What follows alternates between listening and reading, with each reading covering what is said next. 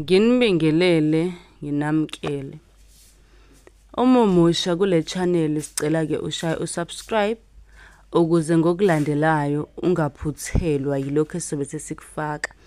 Nikhumbule ukuthi imibuzo enibuzayo ngizobuya futhi ngizoyiphendula ngevideo. Okwakho ukuthi ubuke ivideo uyiqede, usubscribe, ulike, ucele phela nohleli nabo bezosubscribe. Obuzile ke lapha kuma comment usibuze ngomadlozana. Uthi ke umadlozana usebenzani? Uma udinga ke nawe umadlozana uzothatha inamba ebhaliwe sikwazi ukuthi sikuthumelele yona.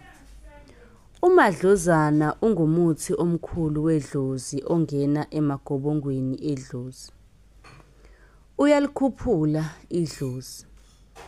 Ekukhuphuleni idlozi ke uyaye uthakwe namaphakama.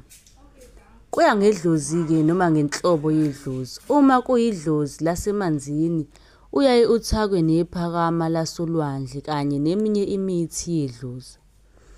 Uma kungelona idlozi lasemanzini uye uthakwe nephakama langaphandle. Umadlozana muhle kakhulu nasekucaciseni amaphupho. Ukhonze kakhulu izangoma nothwasa. Muhle kakhulu umadlozana nasekugezeni idlozi. Uyangena ke futhi ey'ndukwini ezimhlophe zokugeza amanzi amnyama. Kanti ke nabantu phaqa nabo bayawuthaka emithini yabo yenhlanhla. Bayaye ke bewuqhathe nezinduku ezifana nonhlahla emhlophe, iphuphuma,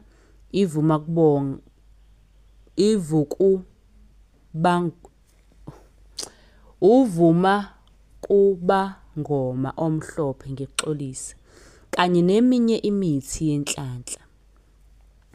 Kanti futhi kumele ukwazi ukuthi uyaphalaza ngawo umadlozana. Kuyagqonywa futhi ngaye kugezwe. Le nduku yinhle kakhulu ke uma igiya nomusa kanye neningizimu ngoba nayo yenza umuntu athande idlozi njengoba izinduku umusa neningizimu. Kule nduku ke kuye kusetshenziswe impande noma igxolo lawo madlozana. Lo muthi uyangena uma kugezwa umuzi oshonelwe. Impuphu yempande yamadlozana kuyaye ke kumfimfithwe ngayo inyama uma kushoniwe. Le mpuphu inhle kakhulu nakwimikhuhlane.